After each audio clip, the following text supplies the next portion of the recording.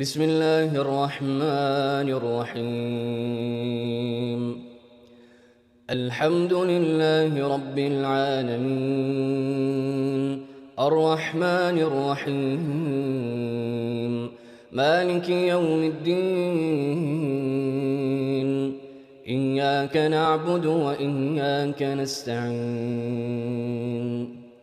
اهدنا الصراط المستقيم، صراط الذين أنعمت عليهم غير المغضوب عليهم ولا الضالين.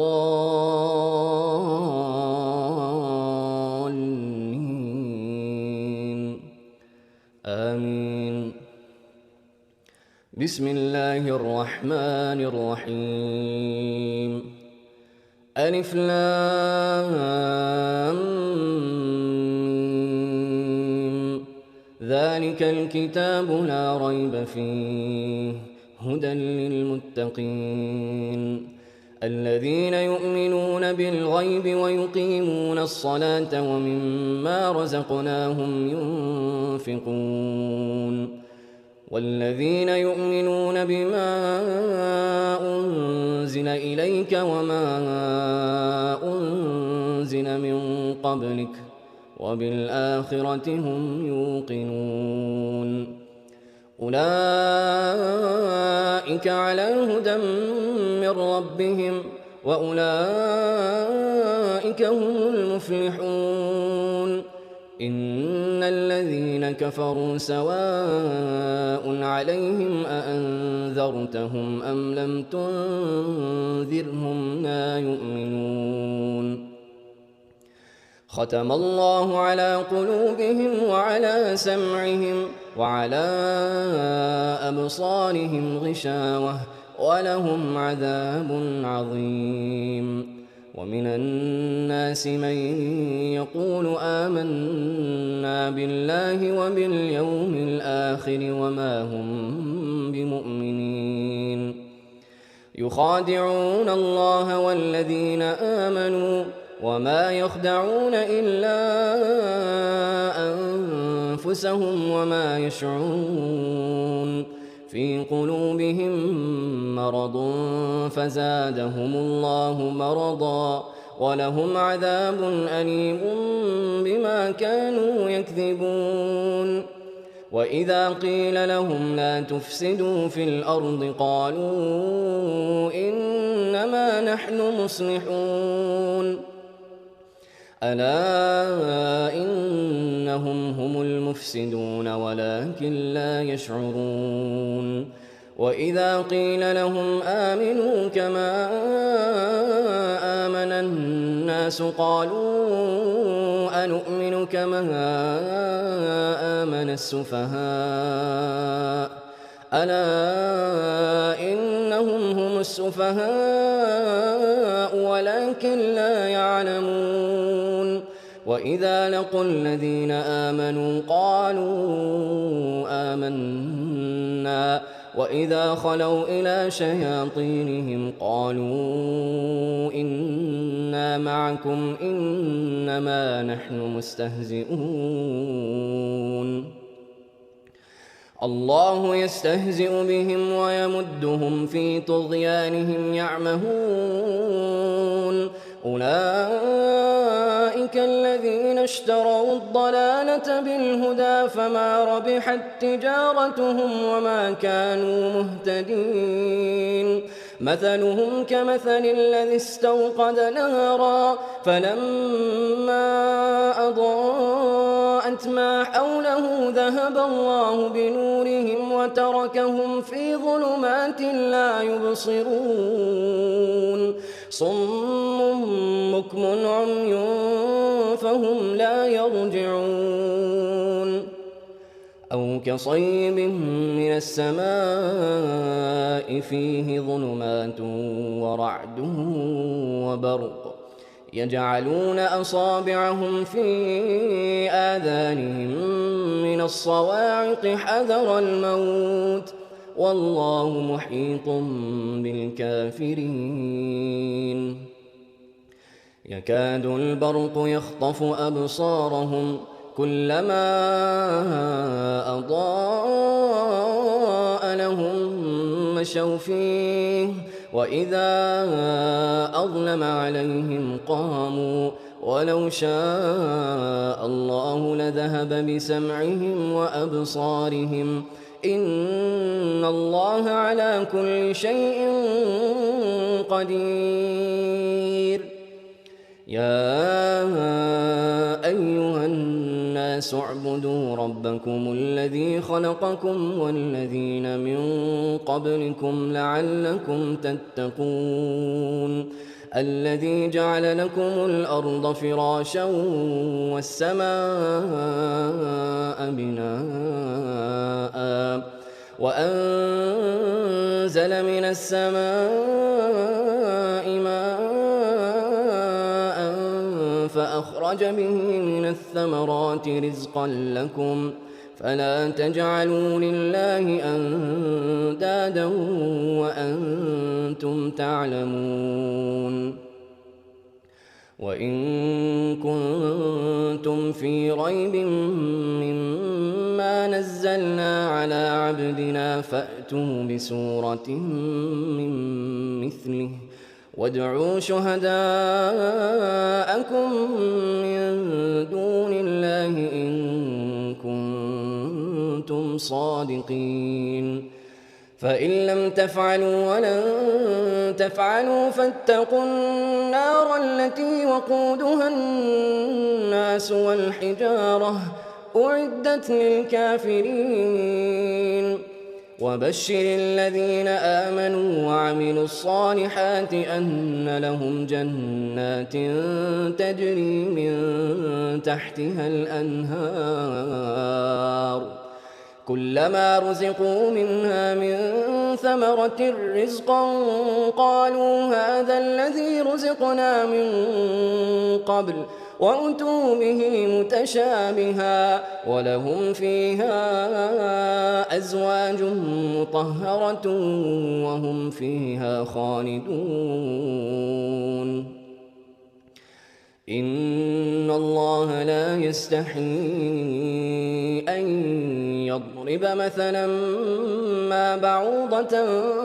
فما فوقها فأما الذين آمنوا فيعلمون أنه الحق من ربهم وأما الذين كفروا فيقولون ماذا أراد الله بهذا مثلا يضل به كثيرا ويهدي به كثيرا وما يضل به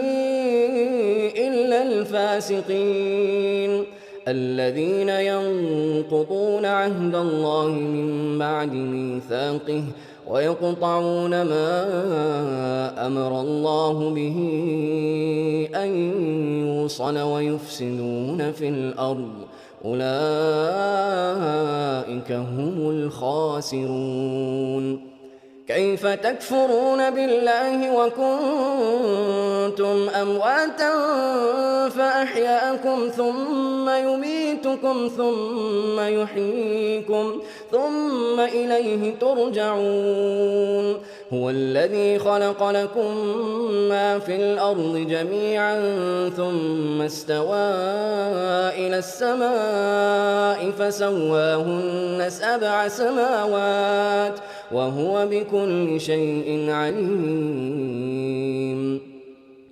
وإذ قال ربك للملائكة إني جاعل في الأرض خليفة قالوا أتجعل فيها من يفسد فيها ويسفك الدماء ونحن نسبح بحمدك ونقدس لك قال إني أعلم ما لا تعلمون.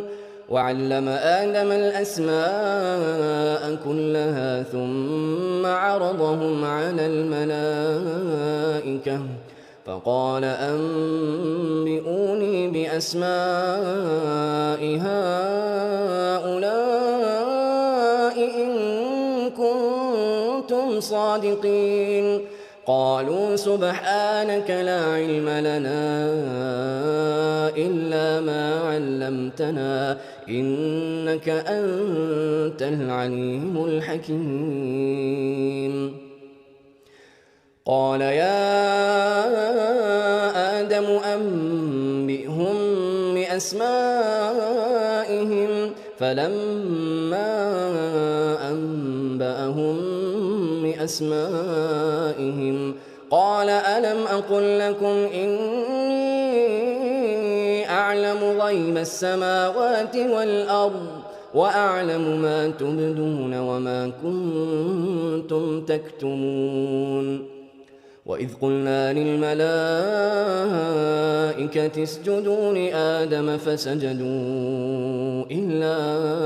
إبليس أبى واستكبر وكان من الكافرين وقلنا يا آدم اسكن أنت وزوجك الجنة وكلا منها رغدا حيث شئتما ولا تقربا هذه الشجرة فتكونا من الظالمين فأزلهما الشيطان عنها فأخرجهما مما كانا فيه وقلنا اهبطوا بعضكم لبعض عدو ولكم في الأرض مستقر ومتاع إلى حين فتلقى آدم من ربه كلمات فتاب عليه إنه هو التواب الرحيم قلنا اهبطوا منها جميعا فإما يأتينكم مني هدى فمن تبع هداي فلا خوف عليهم ولا هم يحزنون والذين كفروا وكذبوا بآياتنا أولئك أصحاب النار هم فيها خالدون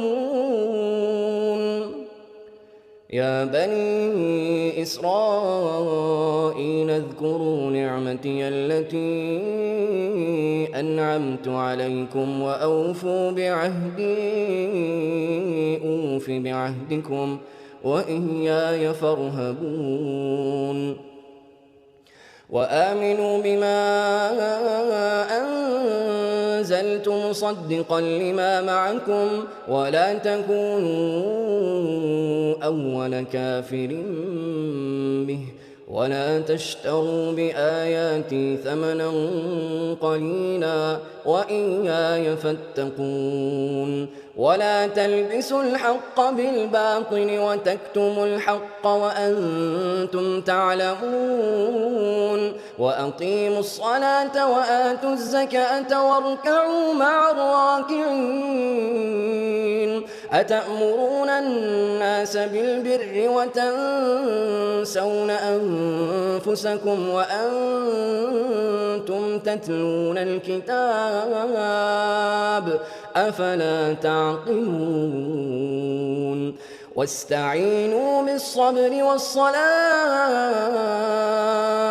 وإنها لكبيرة إلا على الخاشعين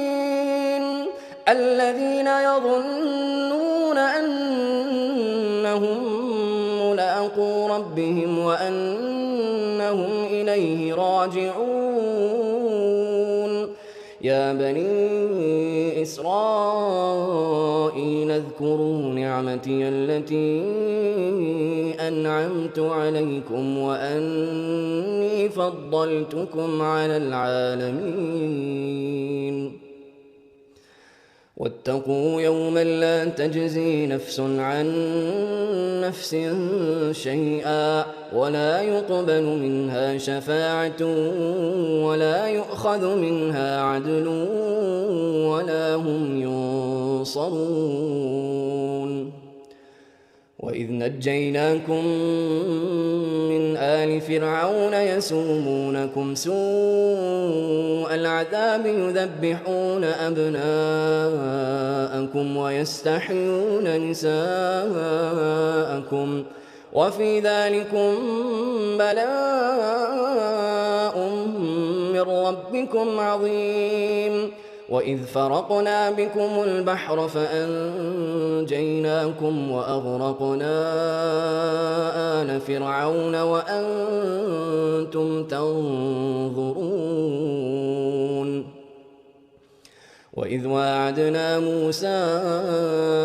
40 ليلة ثم اتخذتم العجل من بعده وأنتم ظالمون ثم عفونا عنكم من بعد ذلك لعلكم تشكرون. وإذ آتينا موسى الكتاب والفرقان لعلكم تهتدون. وإذ قال موسى لقومه يا قوم إنكم ظلمتم أنفسكم باتخاذكم العجل فتوبوا إلى بارئكم فاقتلوا أنفسكم ذلكم خير لكم عند بارئكم فتاب عليكم إنه هو التواب الرحيم. وإذ قلتم يا موسى لن نؤمن لك حتى نرى الله جهرة فأخذتكم الصاعقة وأنتم تنظرون ثم بعثناكم من بعد موتكم لعلكم تشكرون. وظللنا عليكم الغمام وأنزلنا عليكم المن والسلوى كلوا من طيبات ما رزقناكم وما ظلمونا ولكن كانوا أنفسهم يظلمون. وإذ قلنا ادخلوا هذه القرية فكلوا منها حيث شئتم رغدا وادخلوا الباب سجدا وقولوا حطة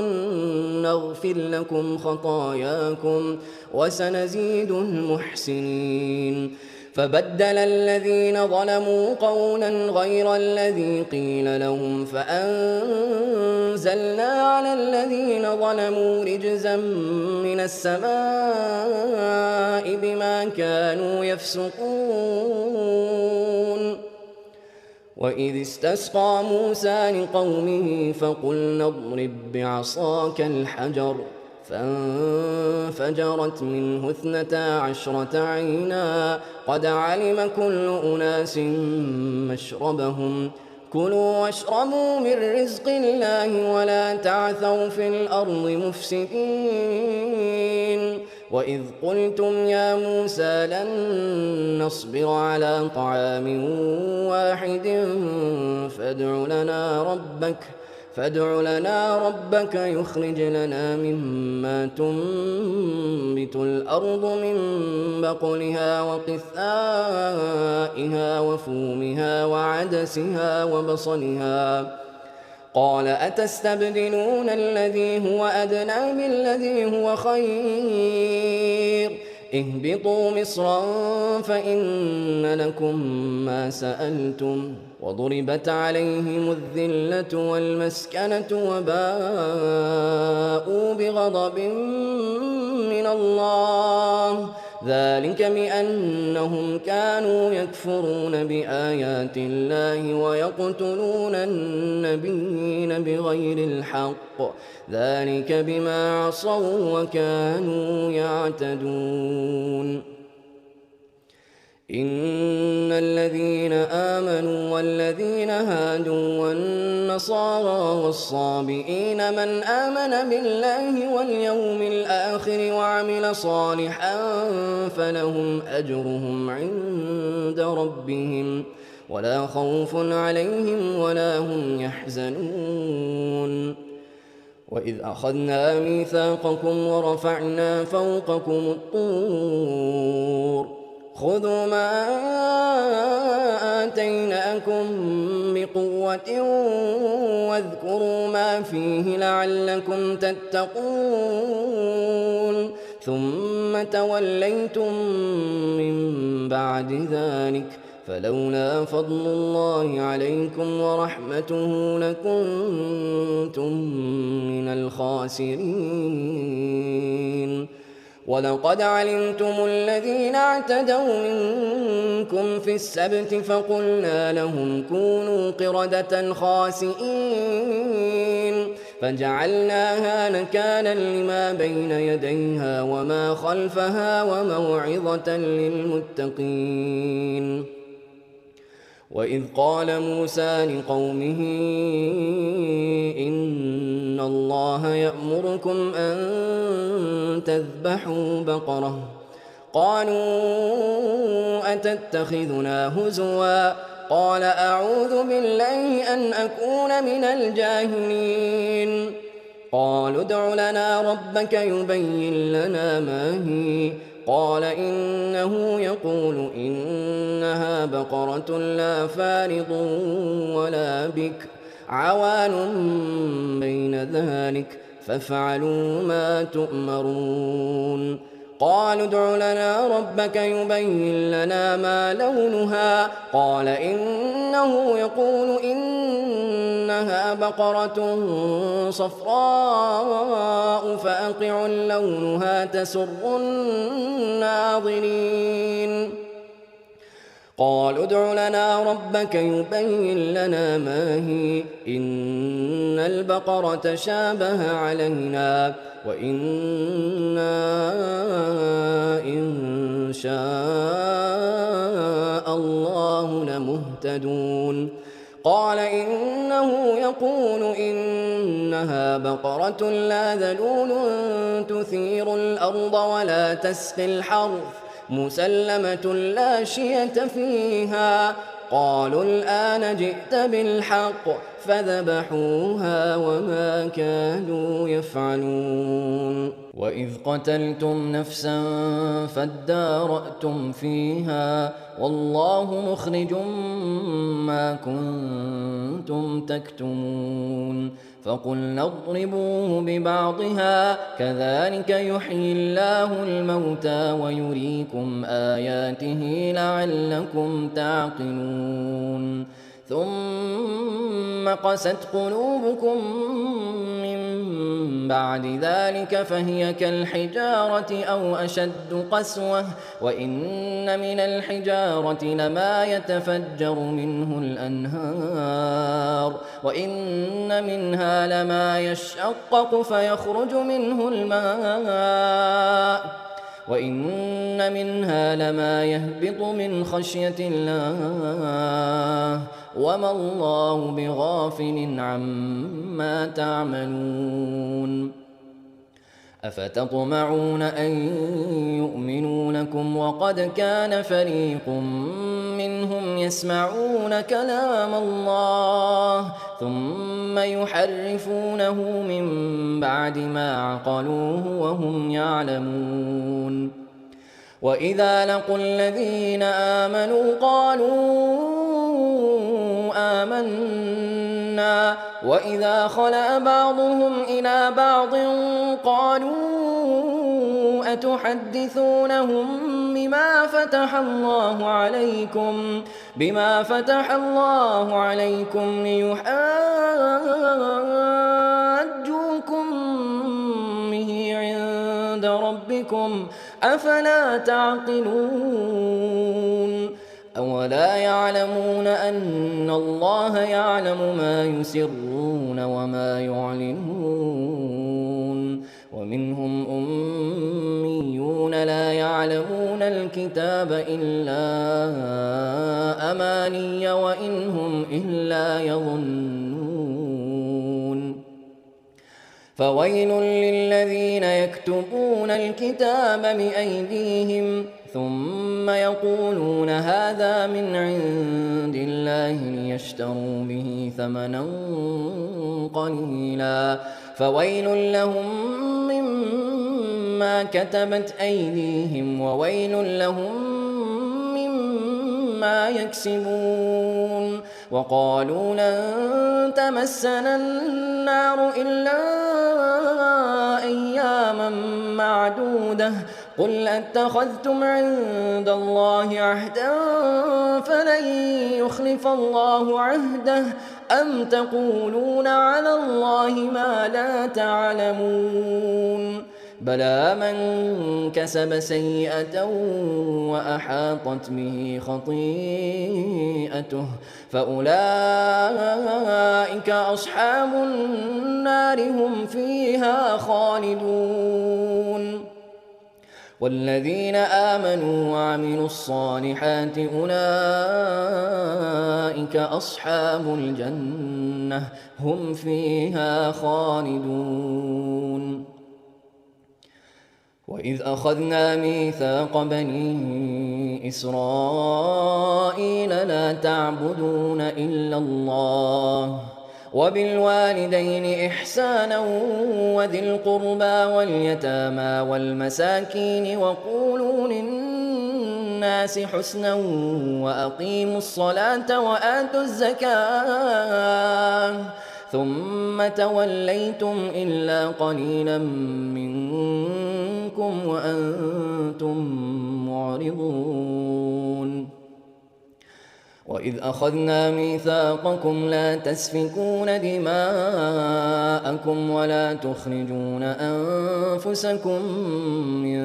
دياركم ثم أقررتم وأنتم تشهدون. ثم أنتم هؤلاء تقتلون أنفسكم وتخرجون فريقا منكم من ديارهم تظاهرون عليهم بالإثم والعدوان وإن يأتوكم أسارى تفادوهم وهو محرم عليكم إخراجهم أفتؤمنون ببعض الكتاب وتكفرون ببعض فما جزاء من يفعل ذلك منكم إلا خزي في الحياة الدنيا ويوم القيامة يردون إلى أشد العذاب وما الله بغافل عما تعملون. أولئك الذين اشتروا الحياة الدنيا بالآخرة فلا يخفف عنهم العذاب ولا هم ينصرون. ولقد آتينا موسى الكتاب وقفينا من بعده بالرسل وآتينا عيسى ابن مريم البينات وأيدناه بروح القدس أفكلما جاءكم رسول بما لا تهوى أنفسكم استكبرتم ففريقا كذبتم وفريقا تقتلون. وقالوا قلوبنا غلف بل لعنهم الله بكفرهم فقليلا ما يؤمنون. ولما جاءهم كتاب من عند الله مصدق لما معهم وكانوا من قبل يستفتحون على الذين كفروا فلما جاءهم ما عرفوا كفروا به فلعنة الله على الكافرين. بئس ما اشتروا به أنفسهم أن يكفروا بما أنزل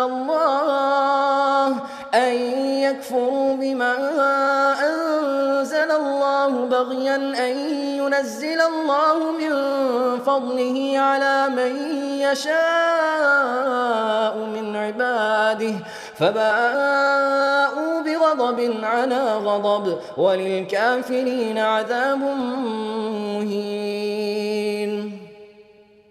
وإذا قيل لهم آمنوا بما أنزل الله قالوا نؤمن بما أنزل علينا ويكفرون بما وراءه وهو الحق مصدقا لما معهم قل فلم تقتلون أنبياء الله من قبل إن كنتم مؤمنين ولقد جاءكم موسى بالبينات ثم اتخذتم العجل من بعده وأنتم ظالمون وإذ أخذنا ميثاقكم ورفعنا فوقكم الطور خذوا ما آتيناكم بقوة واسمعوا قالوا سمعنا وعصينا وأشربوا في قلوبهم العجل بكفرهم قل بئس ما يأمركم به إيمانكم إن كنتم مؤمنين قل إن كانت لكم الدار الآخرة عند الله خالصة من دون الناس فتمنوا الموت إن كنتم صادقين ولن يتمنوه أبدا بما قدمت أيديهم والله عليم بالظالمين ولتجدنهم أحرص الناس على حياة ومن الذين أشركوا يود أحدهم لو يعمر 1000 سنة وما هو بمزحزحه من العذاب أن يعمر والله بصير بما يعملون قل من كان عدوا لجبريل فإنه نزله على قلبك بإذن الله مصدقا لما بين يديه وهدى وبشرى للمؤمنين من كان عدوا لله وملائكته ورسله وجبريل وميكال فإن الله عدو للكافرين ولقد أنزلنا إليك آيات بينات وما يكفر بها إلا الفاسقون أو كلما عاهدوا عهدا نبذه فريق منهم بل أكثرهم لا يؤمنون ولما جاءهم رسول من عند الله مصدق لما معهم نبذ فريق من الذين أوتوا كتاب الله وراء ظهورهم كأنهم لا يعلمون واتبعوا ما تتلو الشياطين على ملك سليمان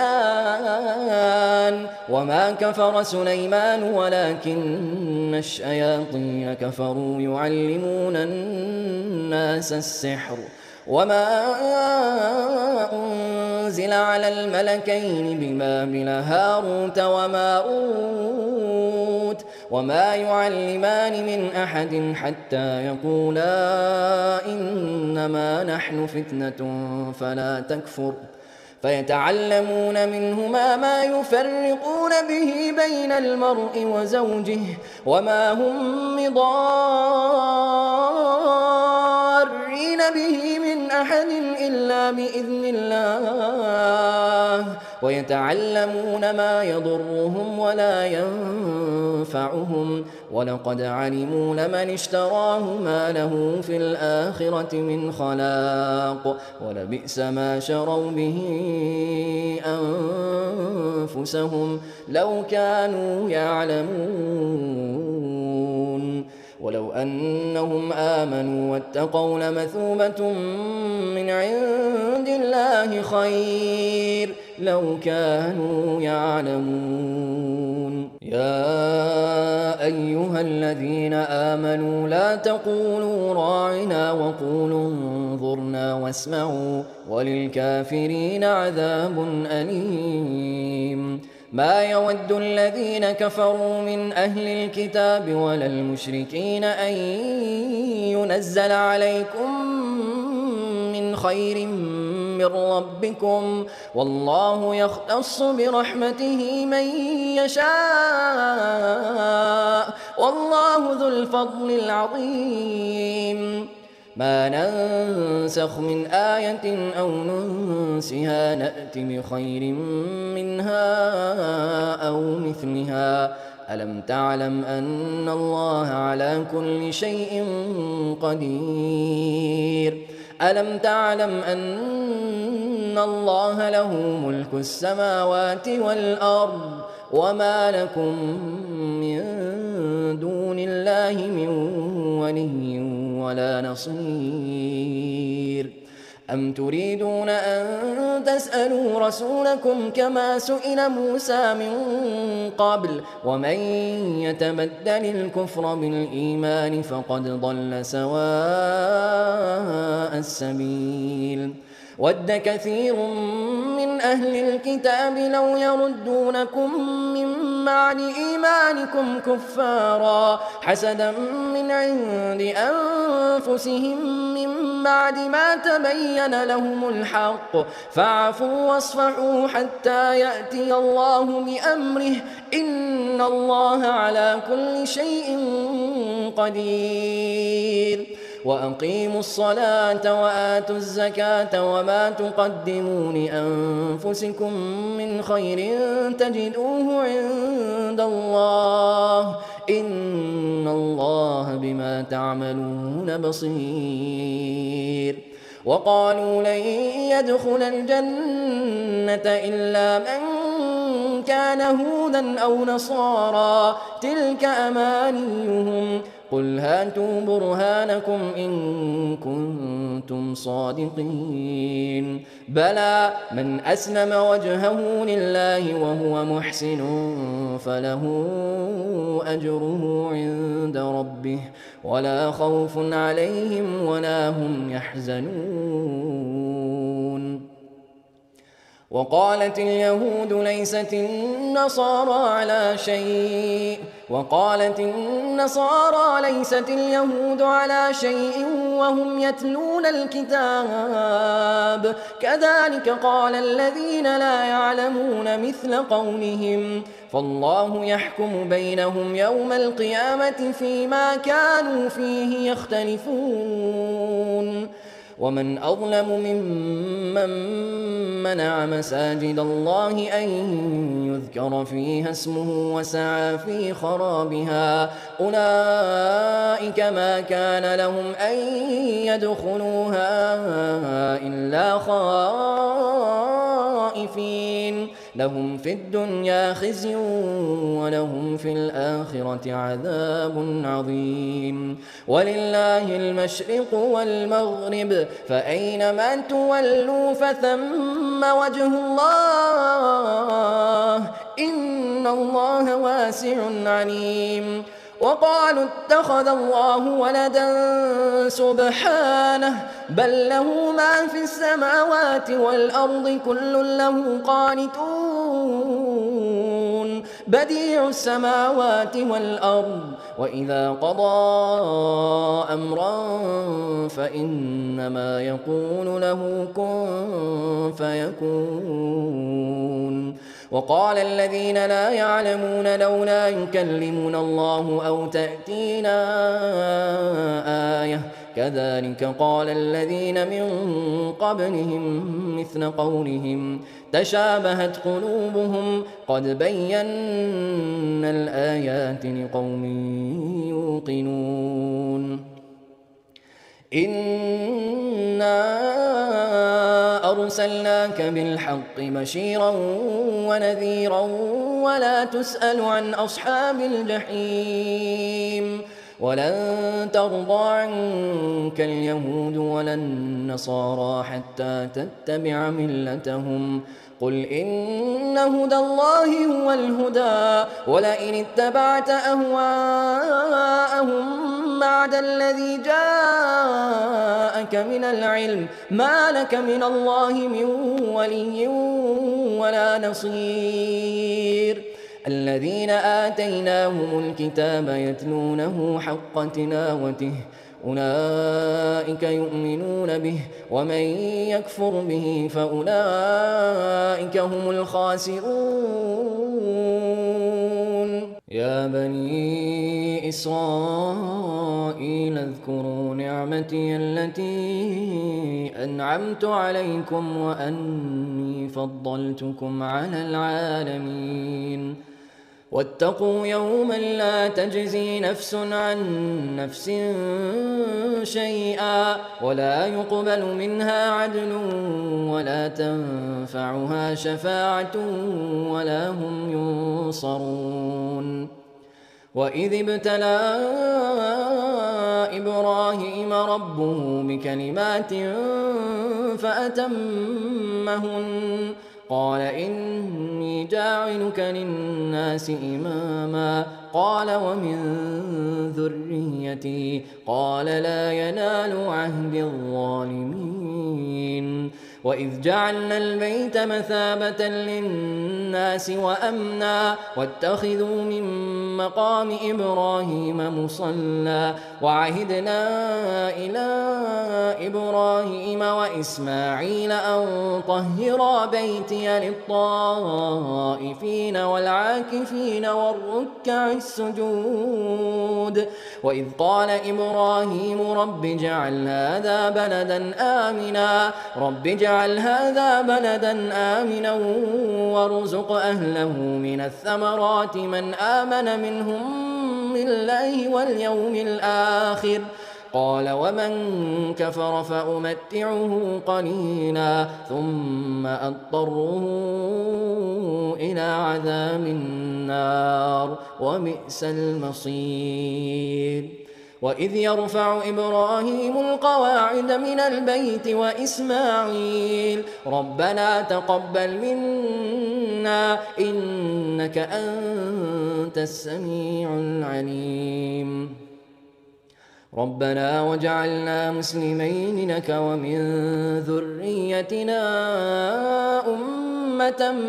مسلمة لك وأرنا مناسكنا وتب علينا إنك أنت التواب الرحيم. ربنا وابعث فيهم رسولا منهم يتلو عليهم آياتك ويعلمهم الكتاب والحكمة ويزكيهم إنك أنت العزيز الحكيم. ومن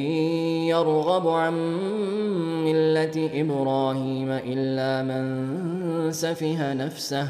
ولقد اصطفيناه في الدنيا وإنه في الآخرة لمن الصالحين. إذ قال له ربه أسلم قال أسلمت لرب العالمين. ووصى بها إبراهيم بنيه ويعقوب يا بني إن الله اصطفى لكم الدين فلا تموتن إلا وأنتم مسلمون. أم كنتم شهداء إذ حضر يعقوب الموت إذ قال لبنيه ما تعبدون من بعدي قالوا نعبد إلهك وإله آبائك إبراهيم وإسماعيل وإسحاق إلها واحدا ونحن له مسلمون. تلك أمة قد خلت لها ما كسبت ولكم ما كسبتم ولا تسألون عما كانوا يعملون. وقالوا كونوا هودا أو نصارى تهتدوا قل بل ملة إبراهيم حنيفا وما كان من المشركين. قولوا آمنا بالله وما أنزل إلينا وما أنزل إلى إبراهيم وإسماعيل وإسحاق ويعقوب وما أنزل إلى إبراهيم وإسماعيل وإسحاق ويعقوب والأسباط وما أوتي موسى وعيسى وما أوتي النبيون من ربهم لا نفرق بين أحد منهم ونحن له مسلمون فإن آمنوا بمثل ما آمنتم به فقد اهتدوا وإن تولوا فإنما هم في شقاق فسيكفيكهم الله وهو السميع العليم صبغة الله ومن أحسن من الله صبغة ونحن له عابدون قل أتحاجوننا في الله وهو ربنا وربكم ولنا أعمالنا ولكم أعمالكم ونحن له مخلصون أم تقولون إن إبراهيم وإسماعيل وإسحاق ويعقوب والأسباط كانوا هودا أو نصارى قل أأنتم أعلم أم الله ومن أظلم ممن كتم شهادة عنده من الله وما الله بغافل عما تعملون تلك أمة قد خلت لها ما كسبت ولكم ما كسبتم ولا تسألون عما كانوا يعملون سيقول السفهاء من الناس ما ولاهم عن قبلتهم التي كانوا عليها قل لله المشرق والمغرب يهدي من يشاء إلى صراط مستقيم وكذلك جعلناكم أمة وسطا لتكونوا شهداء على الناس ويكون الرسول عليكم شهيدا وما جعلنا القبلة التي كنت عليها إلا لنعلم من يتبع الرسول ممن ينقلب على عقبيه وإن كانت لكبيرة إلا على الذين هدى الله وما كان الله ليضيع إيمانكم إن الله بالناس لرؤوف رحيم قد نرى تقلب وجهك في السماء فلنولينك قبلة ترضاها فول وجهك شطر المسجد الحرام وحيث ما كنتم فولوا وجوهكم شطره وإن الذين أوتوا الكتاب ليعلمون أنه الحق من ربهم وما الله بغافل عما يعملون ولئن أتيت الذين أوتوا الكتاب بكل آية ما تبعوا قبلتك وما أنت بتابع قبلتهم وما بعضهم بتابع قبلة بعض ولئن اتبعت أهواءهم بعد ما جاءك من العلم إنك إذا لمن الظالمين الذين آتيناهم الكتاب يعرفونه كما يعرفون أبناءهم وإن فريقا منهم ليكتمون الحق وهم يعلمون الحق من ربك فلا تكونن من الممترين ولكل وجهة هو موليها فاستبقوا الخيرات أينما تكونوا يأت بكم الله جميعا إن الله على كل شيء قدير ومن حيث خرجت فول وجهك شطر المسجد الحرام وإنه للحق من ربك وما الله بغافل عما تعملون ومن حيث خرجت فول وجهك شطر المسجد الحرام وحيث ما كنتم فولوا وجوهكم شطره لئلا يكون للناس عليكم حجة إلا الذين ظلموا منهم فلا تخشوهم واخشوني ولأتم نعمتي عليكم ولعلكم تهتدون كما أرسلنا فيكم رسولا منكم يتلو عليكم آياتنا ويزكيكم ويعلمكم الكتاب والحكمة ويعلمكم ما لم تكونوا تعلمون فاذكروني أذكركم واشكروني ولا تكفرون يا أيها الذين آمنوا استعينوا بالصبر والصلاة إن الله مع الصابرين ولا تقولوا لمن يقتل في سبيل الله أموات بل أحياء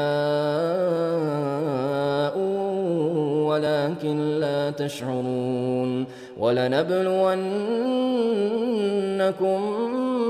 بشيء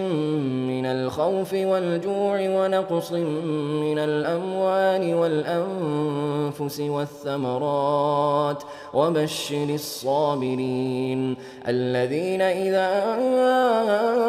أصابتهم مصيبة قالوا إنا لله وإنا إليه راجعون أولئك عليهم صلوات من ربهم ورحمة وأولئك هم المهتدون إن الصفا والمروة من شعائر الله فمن حج البيت أو اعتمر فلا جناح عليه أن يطوف بهما ومن تطوع خيرا فإن الله شاكر عليم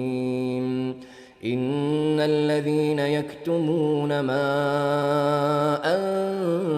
أنزلنا من البينات والهدى من بعد ما بيناه للناس في الكتاب أولئك يلعنهم الله ويلعنهم اللاعنون إلا الذين تابوا وأصلحوا وبينوا فأولئك أتوب عليهم وأنا التواب الرحيم إن الذين كفروا وماتوا وهم كفار أولئك عليهم لعنة الله والملائكة والناس أجمعين خالدين فيها لا يخفف عنهم العذاب ولا هم ينظرون وإلهكم إله واحد لا إله إلا هو الرحمن الرحيم إن في خلق السماوات والأرض واختلاف الليل والنهار والفلك التي تجري في البحر بما ينفع الناس وما أنزل الله من السماء من ماء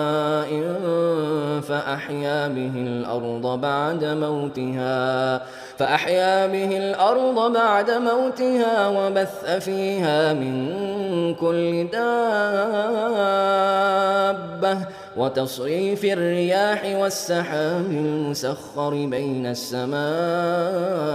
والأرض لآيات لقوم يعقلون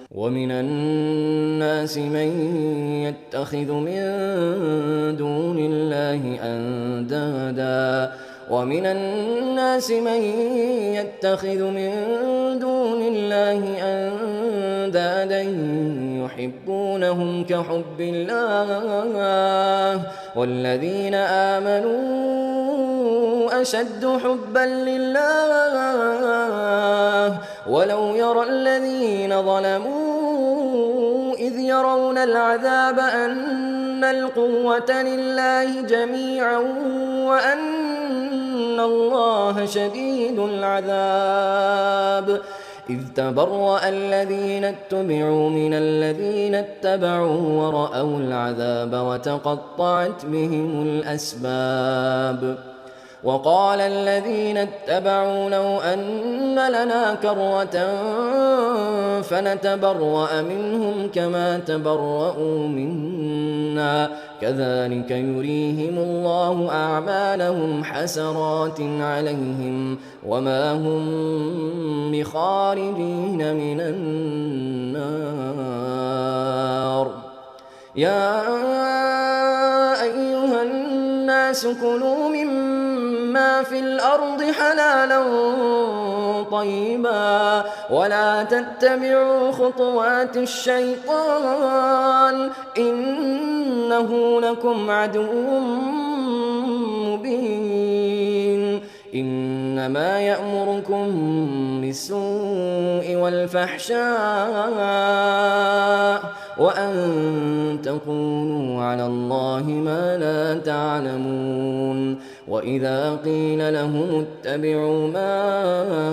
أنزل الله قالوا بل نتبع ما ألفينا عليه آباءنا أولو كان آباؤهم لا يعقلون شيئا ولا يهتدون ومثل الذين كفروا كمثل الذي ينعق بما لا يسمع إلا دعاء ونداء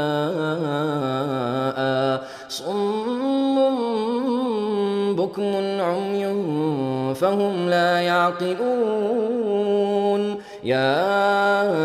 أيها الذين آمنوا كلوا من طيبات ما رزقناكم واشكروا لله إن كنتم إياه تعبدون إنما حرم عليكم الميتة والدم ولحم الخنزير وما أهل به لغير الله فمن اضطر غير باغ ولا عاد فلا إثم عليه إن الله غفور رحيم إن الذين يكتمون ما أنزل الله من الكتاب ويشترون به ثمنا قليلا أولئك ما يأكلون في بطونهم إلا النار ولا يكلمهم الله يوم القيامة ولا يزكيهم ولهم عذاب أليم أولئك الذين اشتروا الضلالة بالهدى والعذاب بالمغفرة فما أصبرهم على النار ذلك بأن الله نزل الكتاب بالحق وإن الذين اختلفوا في الكتاب لفي شقاق بعيد ليس البر أن تولوا وجوهكم قبل المشرق والمغرب ولكن البر من آمن بالله واليوم الآخر والملائكة والكتاب والنبيين وآتى المال على حبه ذوي القربى واليتامى والمساكين وابن السبيل والسائلين وفي الرقاب وأقام الصلاة وآتى الزكاة والموفون بعهدهم إذا عاهدوا والصابرين في البأساء والضراء وحين البأس أولئك الذين صدقوا وأولئك هم المتقون يا أيها الذين آمنوا كتب عليكم القصاص في القتلى الحر بالحر والعبد بالعبد والأنثى بالأنثى فمن عفي له من أخيه شيء فاتباع بالمعروف وأداء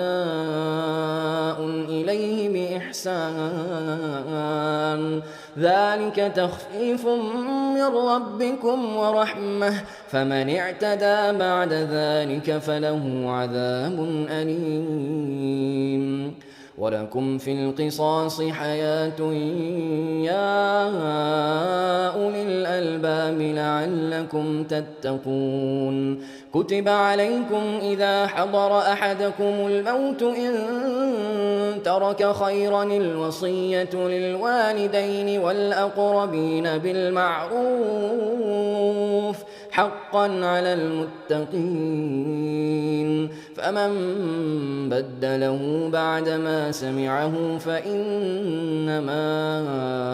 إثمه على الذين يبدلونه إن الله سميع عليم فمن خاف من موص جنفا أو إثما فأصلح بينهم فلا إثم عليه إن الله غفور رحيم يا أيها الذين آمنوا كتب عليكم الصيام كما كتب على الذين من قبلكم لعلكم تتقون أياما معدودات فمن كان منكم مريضا أو على سفر فعدة من أيام أخر وعلى الذين يطيقونه فدية طعام مسكين فمن تطوع خيرا فهو خير له وأن تصوموا خير لكم إن كنتم تعلمون شهر رمضان الذي أنزل فيه القرآن هدى للناس وبينات من الهدى والفرقان فمن شهد منكم الشهر فليصم ومن كان مريضا أو على سفر فعدة من أيام أخر يريد الله بكم اليسر ولا يريد بكم العسر ولتكملوا العدة ولتكبروا الله على ما هداكم ولعلكم تشكرون وإذا سألك عبادي عني فإني قريب أجيب دعوة الداع إذا دعان فليستجيبوا لي وليؤمنوا بي لعلهم يرشدون أحل لكم ليلة الصيام الرفث إلى نسائكم هن لباس لكم وأنتم لباس لهن علم الله أنكم كنتم تختانون أنفسكم فتاب عليكم وعفى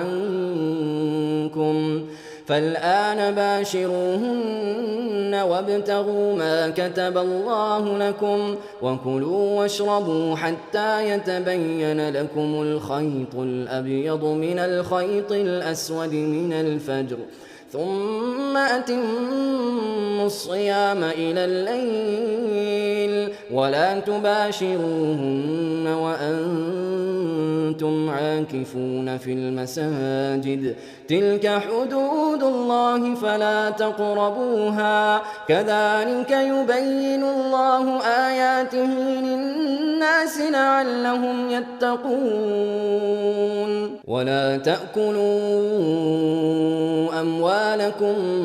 بينكم بالباطل وتدلوا بها إلى الحكام لتأكلوا فريقا من أموال الناس بالإثم وأنتم تعلمون يسألونك عن الأهلة قل هي مواقيت للناس والحج وليس البر بأن تأتوا البيوت من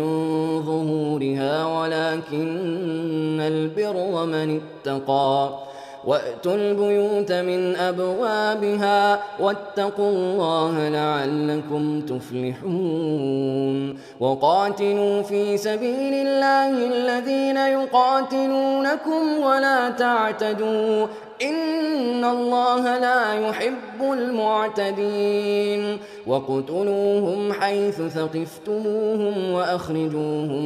من حيث أخرجوكم والفتنة أشد من القتل ولا تقاتلوهم عند المسجد الحرام حتى يقاتلوكم فيه فإن قاتلوكم فاقتلوهم كذلك جزاء الكافرين فإن انتهوا فإن الله غفور رحيم وقاتلوهم حتى لا تكون فتنة ويكون الدين لله فإن انتهوا فلا عدوان إلا على الظالمين الشهر الحرام بالشهر الحرام والحرمات قصاص فمن اعتدى عليكم فاعتدوا عليه بمثل ما اعتدى عليكم واتقوا الله واعلموا أن الله مع المتقين وأنفقوا في سبيل الله ولا تلقوا بأيديكم إلى التهلكة وأحسنوا إن الله يحب المحسنين وأتموا الحج والعمرة لله فإن أحصرتم فما استيسر من الهدي ولا تحلقوا رؤوسكم حتى يبلغ الهدي محله فمن كان منكم مريضا أو به أذى من رأسه ففدية من صيام أو صدقة أو نسك فإذا أمنتم فمن تمتع بالعمرة إلى الحج فما استيسر من الهدي فمن لم يجد فصيام 3 أيام في الحج و7 إذا رجعتم تلك 10 كاملة ذلك لمن لم يكن أهله حاضر المسجد الحرام واتقوا الله واعلموا أن الله شديد العقاب الحج أشهر معلومات فمن فرض فيهن الحج فلا رفث ولا فسوق ولا جدال في الحج وما تفعلوا من خير يعلمه الله وتزودوا فإن خير الزاد التقوى واتقون يا أولي الألباب ليس عليكم جناح أن تبتغوا فضلا من ربكم فإذا أفضتم من عرفات فاذكروا الله عند المشعر الحرام واذكروه كما هداكم وإن كنتم من قبله لمن الضالين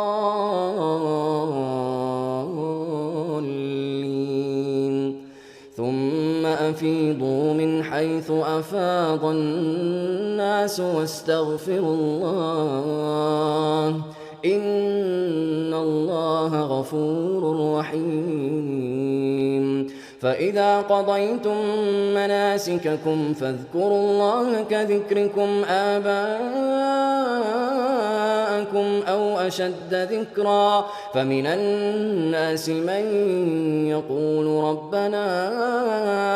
آتنا في الدنيا وما له في الآخرة من خلاق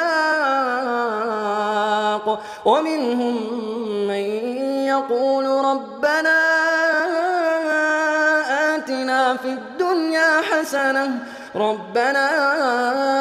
آتنا في الدنيا حسنة وفي الآخرة حسنة وقنا عذاب النار أولئك لهم نصيب مما كسبوا والله سريع الحساب واذكروا الله في أيام معدودات فمن تعجل في يومين فلا إثم عليه ومن تأخر فلا إثم عليه لمن اتقى واتقوا الله واعلموا أنكم إليه تحشرون ومن الناس من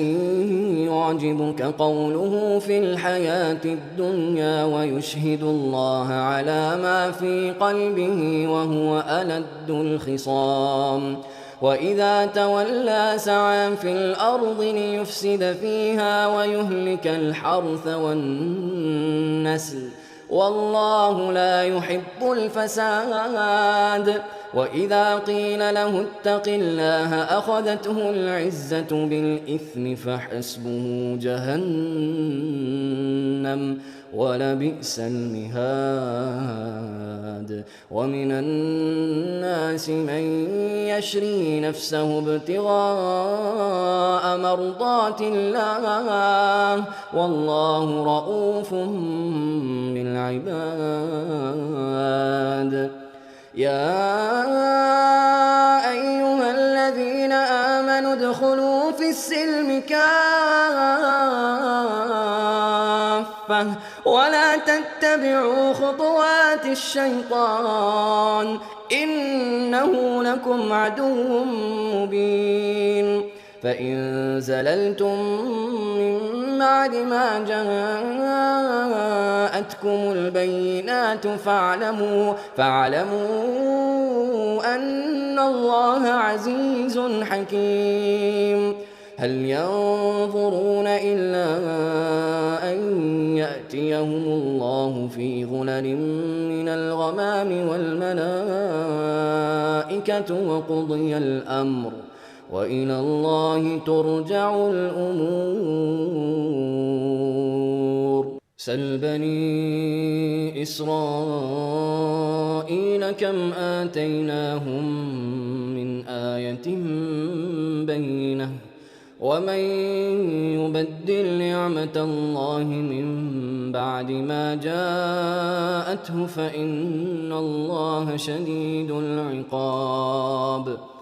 زين للذين كفروا الحياة الدنيا ويسخرون من الذين آمنوا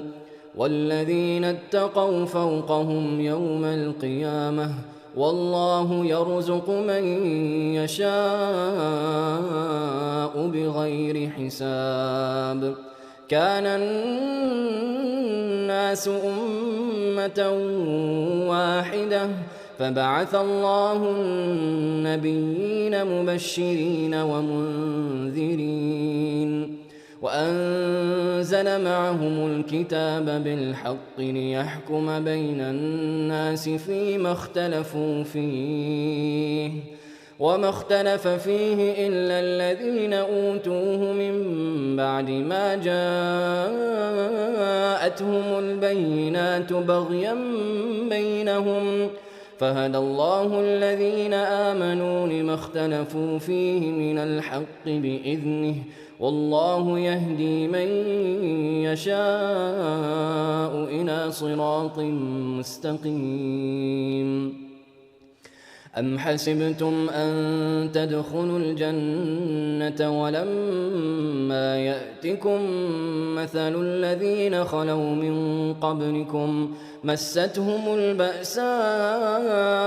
والضراء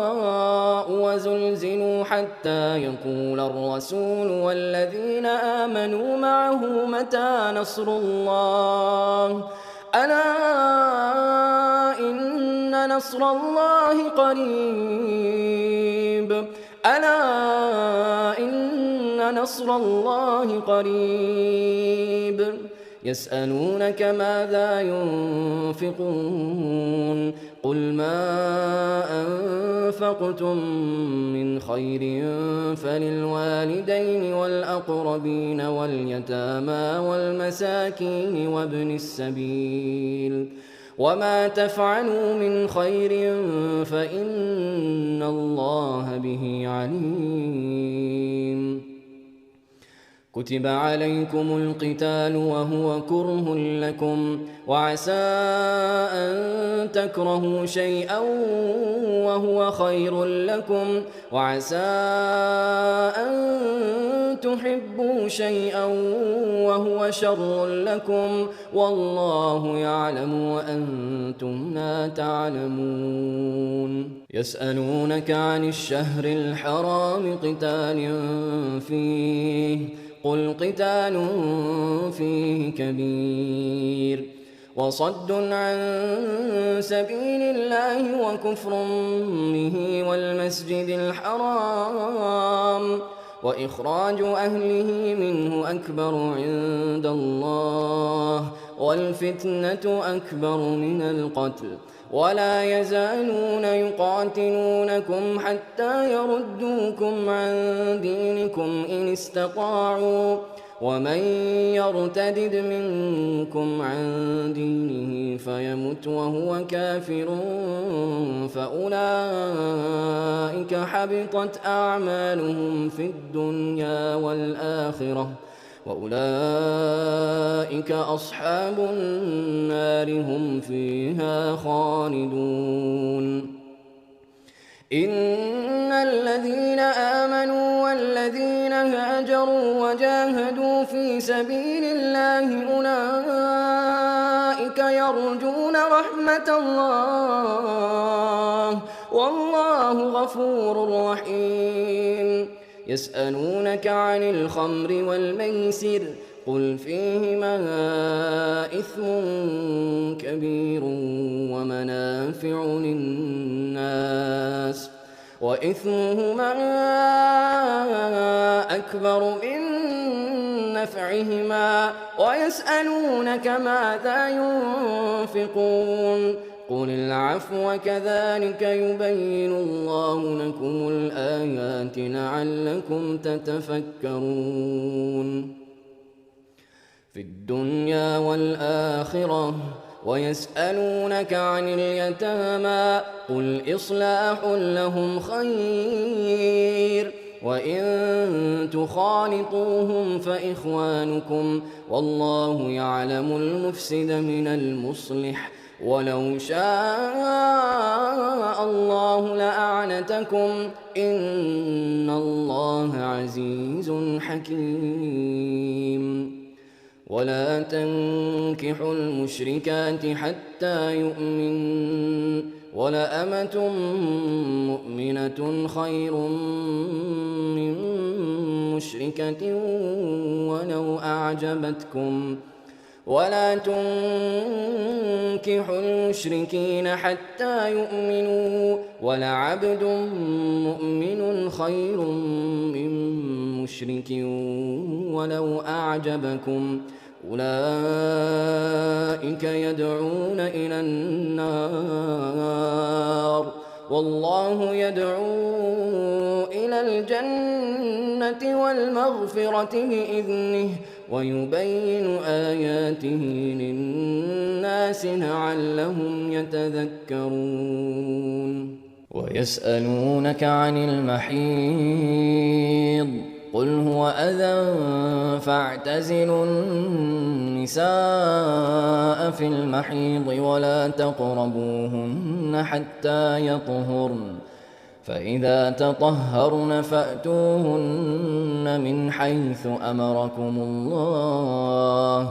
إن الله يحب التوابين ويحب المتطهرين نساؤكم حرث لكم فأتوا حرثكم أنى شئتم وقدموا لأنفسكم واتقوا الله واعلموا أنكم ملاقوه وبشر المؤمنين ولا تجعلوا الله عرضة لأيمانكم أن تبروا وتتقوا وتصلحوا بين الناس والله سميع عليم لا يؤاخذكم الله باللغو في أيمانكم ولكن يؤاخذكم بما كسبت قلوبكم والله غفور حليم للذين يؤلون من نسائهم تربص 4 أشهر فإن فاءوا فإن الله غفور رحيم وإن عزموا الطلاق فإن الله سميع عليم والمطلقات يتربصن بأنفسهن 3 قروء ولا يحل لهن أن يكتمن ما خلق الله في أرحامهن إن كن يؤمن بالله واليوم الآخر وبعولتهن أحق بردهن في ذلك إن أرادوا إصلاحا ولهن مثل الذي عليهن بالمعروف وللرجال عليهن درجة والله عزيز حكيم الطلاق 2 فإمساك بمعروف أو تسريح بإحسان ولا يحل لكم أن تأخذوا مما آتيتموهن شيئا إلا أن يخافا ألا يقيما حدود الله فإن خفتم ألا يقيما حدود الله فلا جناح عليهما فيما افتدت به تلك حدود الله فلا تعتدوها ومن يتعد حدود الله فأولئك هم الظالمون فإن طلقها فلا تحل له من بعد حتى تنكح زوجا غيره فإن طلقها فلا جناح عليهما أن يتراجعا إن ظنا أن يقيما حدود الله وتلك حدود الله يبينها لقوم يعلمون وإذا طلقتم النساء فبلغن أجلهن فأمسكوهن بمعروف أو سرحوهن بمعروف ولا تمسكوهن ضرارا لتعتدوا ومن يفعل ذلك فقد ظلم نفسه ولا تتخذوا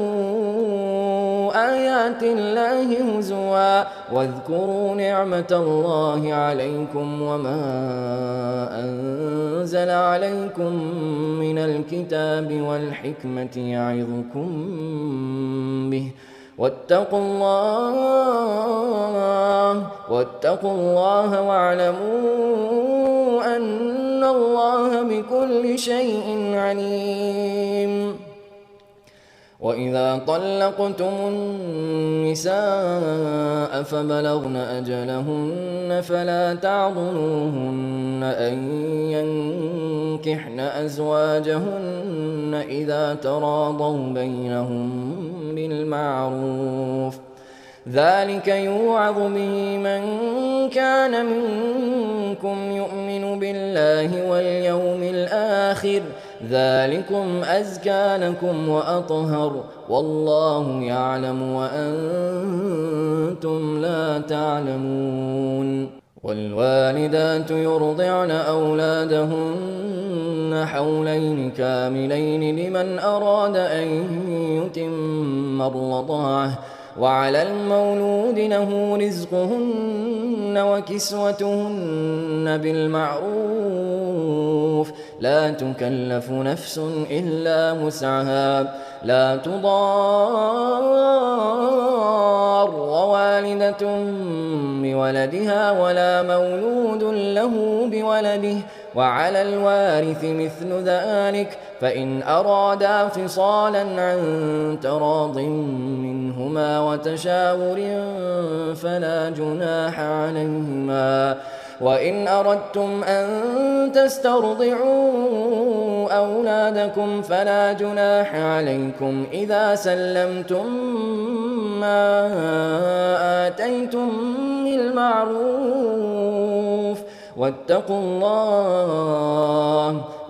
الله واعلموا أن الله بما تعملون بصير. والذين يتوفون منكم ويذرون أزواجا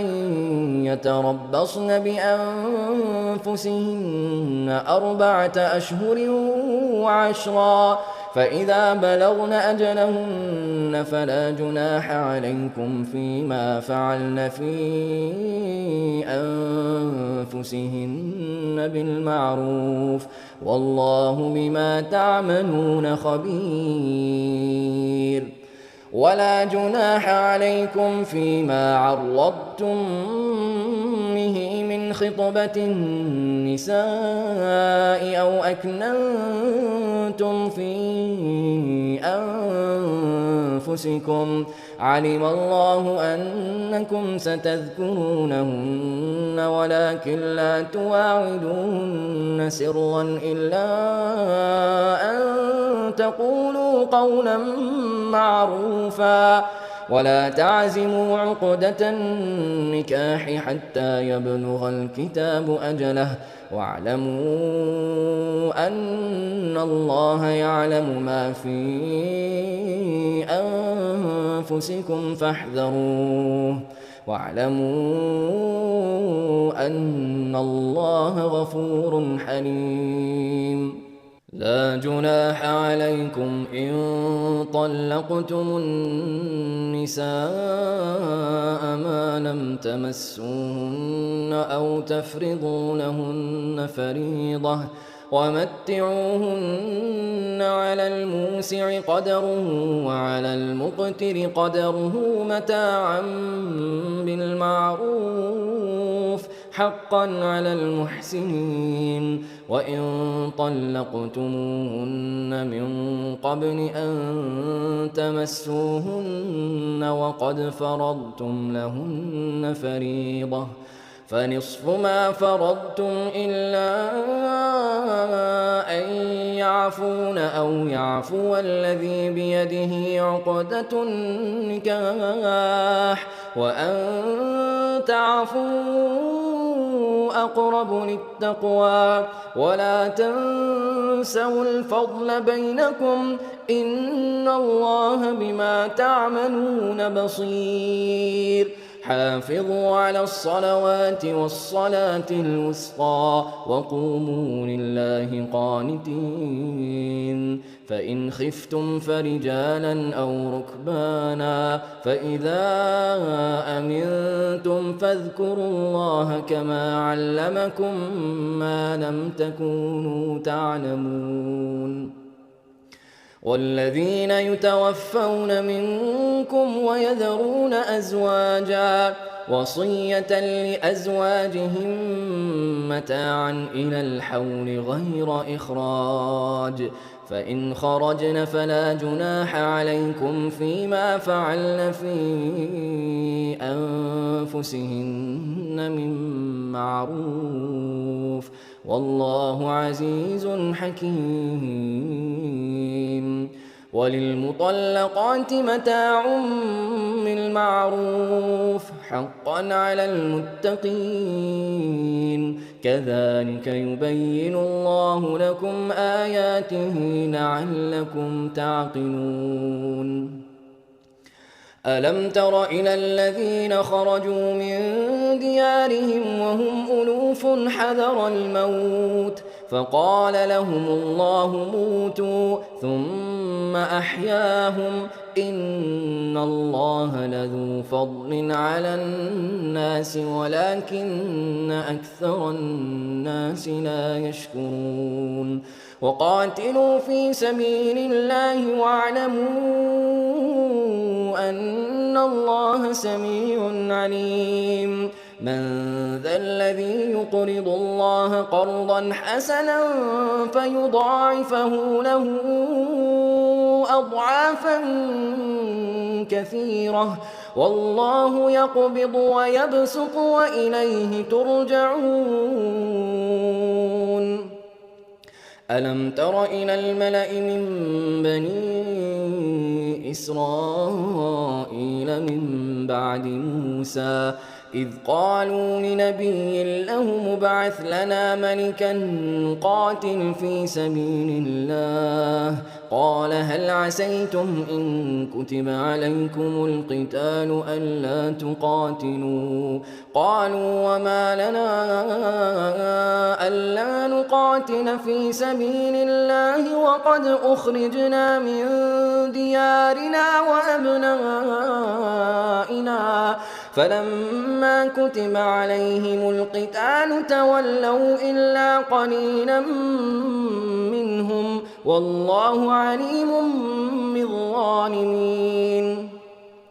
وقال لهم نبيهم إن الله قد بعث لكم طالوت ملكا قالوا أنى يكون له الملك علينا ونحن أحق بالملك منه ولم يؤت سعة من المال قال إن الله اصطفاه عليكم وزاده بسطة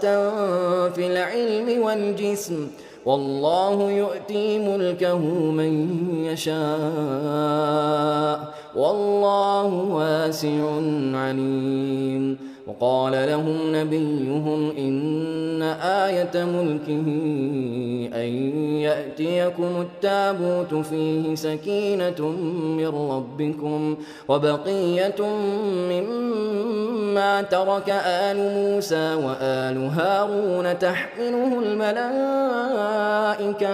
إن في ذلك لآية لكم إن كنتم مؤمنين فلما فصل طالوت بالجنود قال إن الله مبتليكم بنهر فمن شرب منه فليس مني ومن لم يطعمه فإنه مني إلا من اغترف غرفة بيده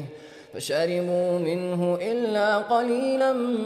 منهم، فلما جاوزه هو والذين آمنوا معه قالوا لا طاقة لنا اليوم بجالوت وجنوده. قال الذين يظنون أنهم ملاقو الله كم من فئة قليلة غلبت فئة كثيرة بإذن الله والله مع الصابرين. ولما برزوا لجالوت وجنوده قالوا ربنا أفرغ علينا صبرا وثبت أقدامنا وانصرنا على القوم الكافرين. فهزموهم بإذن الله وقتل داود جالوت وآتاه الله الملك والحكمة وعلمه مما يشاء ولولا دفع الله الناس بعضهم ببعض لفسدت الأرض ولكن الله ذو فضل على العالمين. تلك آيات الله نتلوها عليك بالحق وإنك لمن المرسلين. تلك الرسل فضلنا بعضهم على بعض منهم من كلم الله ورفع بعضهم درجات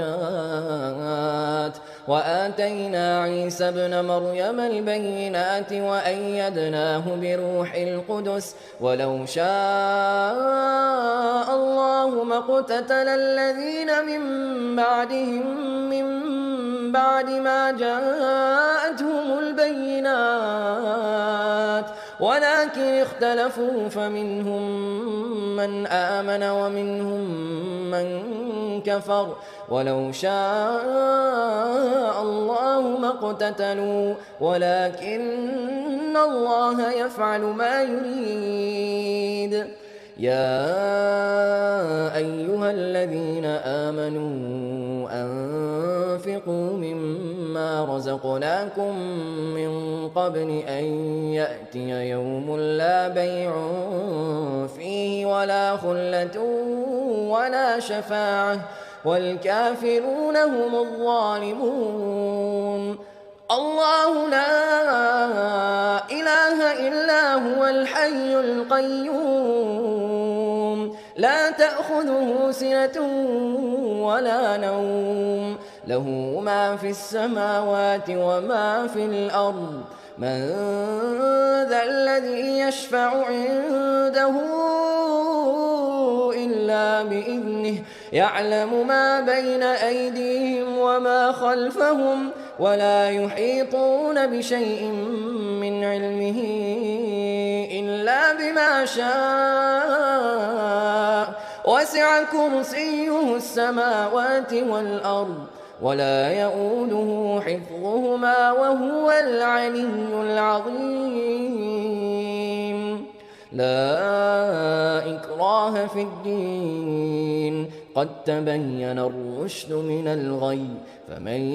يكفر بالطاغوت ويؤمن بالله فقد استمسك بالعروة الوثقى لا انفصام لها والله سميع عليم. الله ولي الذين آمنوا يخرجهم من الظلمات إلى النور والذين كفروا أولياؤهم الطاغوت يخرجونهم من النور إلى الظلمات أولئك أصحاب النار هم فيها خالدون. ألم تر إلى الذي حاج إبراهيم في ربه أن آتاه الله الملك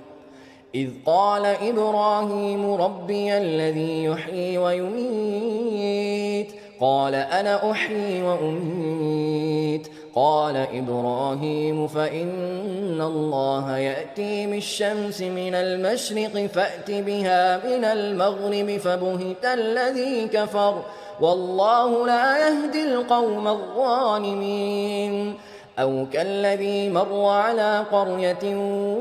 وهي خاوية على عروشها قال أنى يحيي هذه الله بعد موتها فأماته الله 100 عام ثم بعثه قال كم لبثت قال لبثت يوما أو بعض يوم قال بل لبثت 100 عام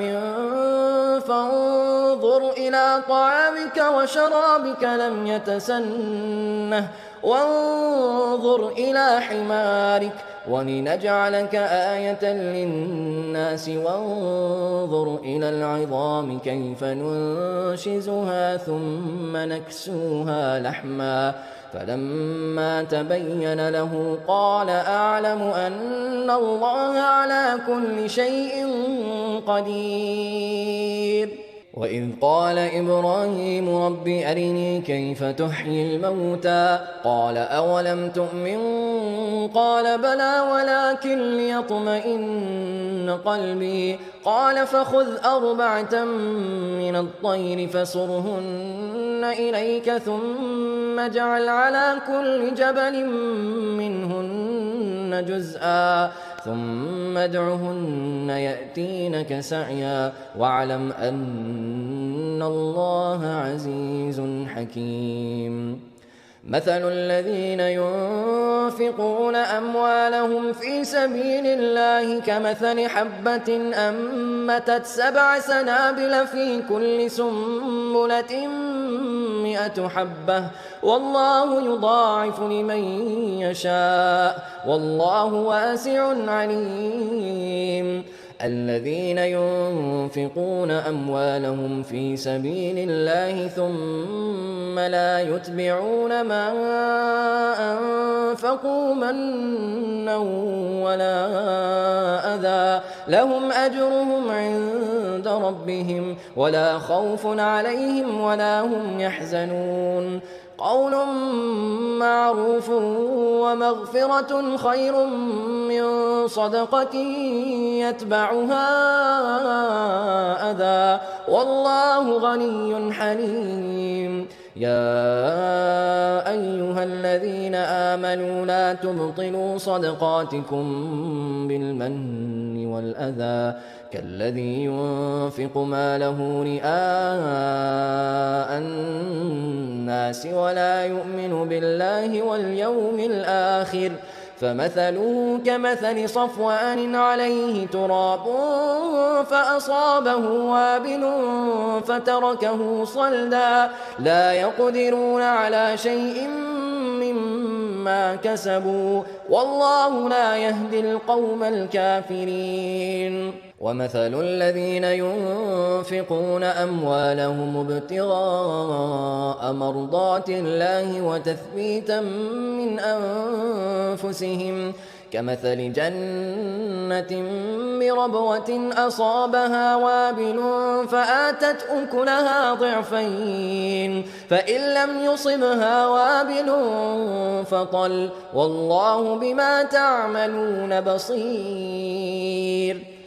أيود أحدكم أن تكون له جنة من نخيل وأعناب تجري من تحتها الأنهار له فيها من كل الثمرات وأصابه الكبر وله ذرية ضعفاء فأصابها إعصار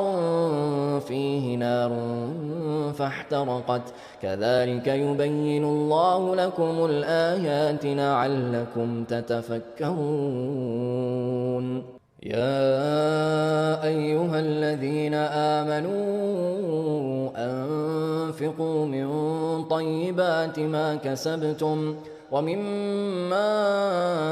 أخرجنا لكم من الأرض ولا تيمموا الخبيث منه تنفقون ولستم لآخذيه إلا أن تغمضوا فيه واعلموا أن الله غني حميد. الشيطان يعدكم الفقر ويأمركم بالفحشاء والله يعدكم مغفرة منه وفضلا والله واسع عليم.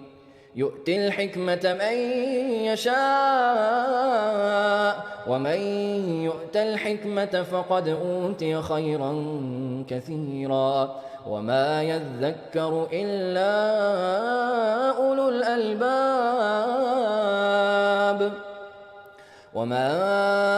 أنفقتم من نفقة أو نذرتم من نذر فإن الله يعلمه وما للظالمين من أنصار. إن تبدوا الصدقات فنعما هي وإن تخفوها وتؤتوها الفقراء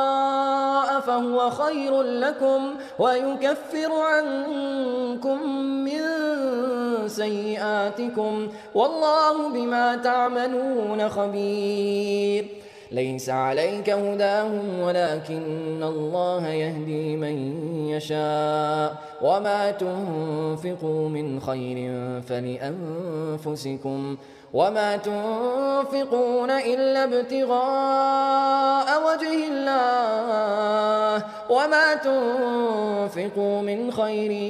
يوفى إليكم وأنتم لا تظلمون. للفقراء الذين أحصروا في سبيل الله لا يستطيعون ضربا في الأرض يحسبهم الجاهل أغنياء من التعفف تعرفهم بسيماهم لا يسألون الناس إلحافا وما تنفقوا من خير فإن الله به عليم. الذين ينفقون أموالهم بالليل والنهار سرا وعلانية فلهم أجرهم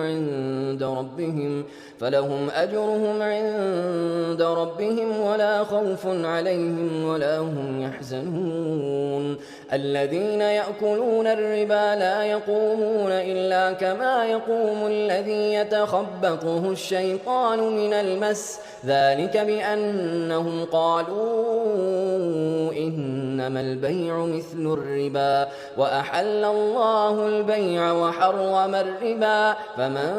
جاءه موعظة من ربه فانتهى فله ما سلف وأمره إلى الله ومن عاد فأولئك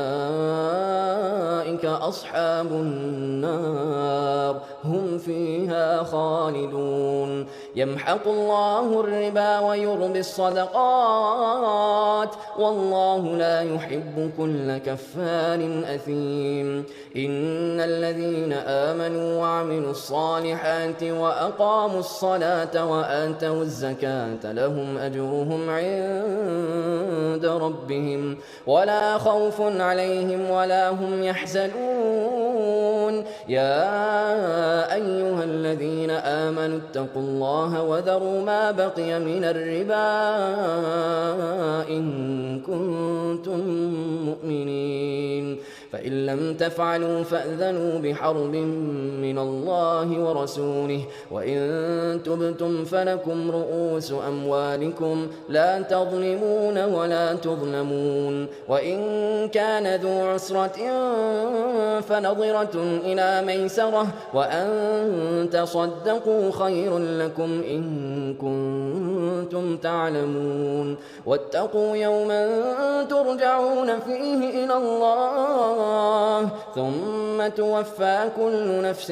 ما كسبت وهم لا يظلمون. يا أيها الذين آمنوا إذا تداينتم بدين إلى أجل مسمى فاكتبوه وليكتب بينكم كاتب بالعدل ولا يأب كاتب أن يكتب كما علمه الله فليكتب وليملل الذي عليه الحق وليتق الله ربه ولا يبخس منه شيئا فإن كان الذي عليه الحق سفيها أو ضعيفا أو لا يستطيع أن يمل هو فليملل وليه بالعدل واستشهدوا شهيدين من رجالكم فإن لم يكونا رجلين فرجل وامرأتان ممن ترضون من الشهداء أن تضل إحداهما فتذكر إحداهما الأخرى ولا يأبى الشهداء إذا ما دعوا ولا تسأموا أن تكتبوه صغيرا أو كبيرا إلى أجله ذلكم أقسط عند الله وأقوم للشهادة وأدنى ألا ترتابوا إلا أن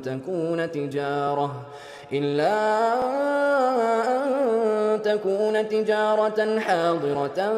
تديرونها بينكم فليس عليكم جناح ألا تكتبوها وأشهدوا إذا تبايعتم ولا يضار كاتب ولا شهيد وإن تفعلوا فإنه فسوق بكم واتقوا الله ويعلمكم الله والله بكل شيء عليم وإن كنتم على سفر ولم تجدوا كاتبا فرهان مقبوضة فإن أمن بعضكم بعضا فليؤد الذي اؤتمن أمانته وليتق الله ربه ولا تكتموا الشهادة ومن يكتمها فإنه آثم قلبه والله بما تعملون عليم لله ما في السماوات وما في الأرض وإن تبدوا ما في أنفسكم أو تخفوه يحاسبكم به الله فيغفر لمن يشاء ويعذب من يشاء والله على كل شيء قدير آمن الرسول بما أنزل إليه من ربه والمؤمنون كل آمن بالله وملائكته وكتبه ورسله لا نفرق بين أحد من رسله وقالوا سمعنا وأطعنا غفرانك ربنا وإليك المصير لا يكلف الله نفسا إلا وسعها لها ما كسبت وعليها ما اكتسبت ربنا لا تؤاخذنا إن نسينا أو أخطأنا ربنا ولا تحمل علينا إصرا كما حملته على الذين من قبلنا ربنا ولا تحملنا ما لا طاقة لنا به واعف عنا واغفر لنا وارحمنا أنت مولانا فانصرنا على القوم الكافرين